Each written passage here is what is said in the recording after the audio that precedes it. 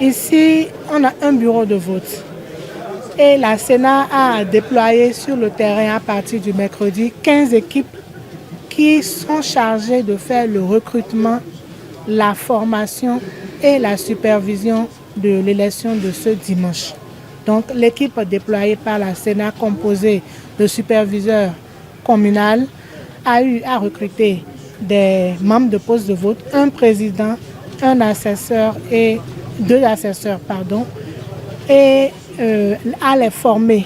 Donc on a eu à former ces agents désignés là le vendredi passé.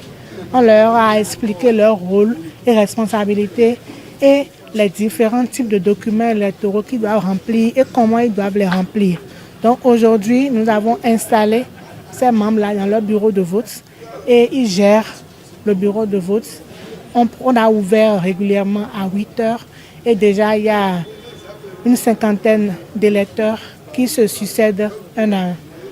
Depuis 8 heures, nous avons montré au public qui était là que les urnes étaient réellement vides et devant eux, nous les avons scellées.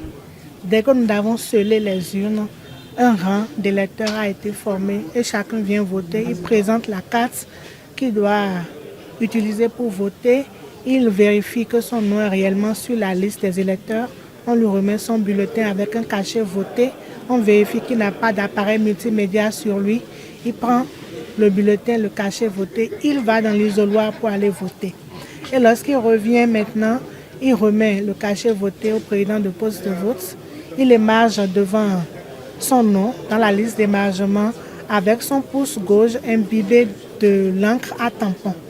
Lorsqu'il a fini, on enduit un peu le pouce gauche de l'encre indélébile pour manifester réellement qu'il a voté. Il récupère sa carte et cet appareil multimédia s'il en a et il s'en va. Le scrutin c'est de 8h à 16h, soit 8 heures de temps. Donc à 16h00, nous allons clôturer le scrutin. Seulement que les électeurs qui seront là avant 16h, on va rassembler tous les cartes d'électeurs, ceux-là pourront voter. Mais ceux qui vont venir après 16h et qui ne seront pas dans le bureau de vote après ne pourront pas voter malheureusement.